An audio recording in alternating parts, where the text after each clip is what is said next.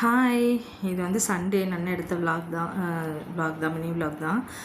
அன்றைக்கி வந்து பார்த்திங்கன்னா ஒரு சின்ன விருந்துன்னு கூட சொல்லலாம். மீன் குழம்பு, மீன் வறுவல், முட்டை ஆம்லெட்டு, 2 பேருக்கு சமைச்சேன். அம்மா அப்பா 2 பேரும் வந்திருந்தாங்க நோன்பு கயிறு எடுத்துகிட்டு. அதனால் மீன் வறுவல் வவ்வால் மீன் தான் வாங்கினது.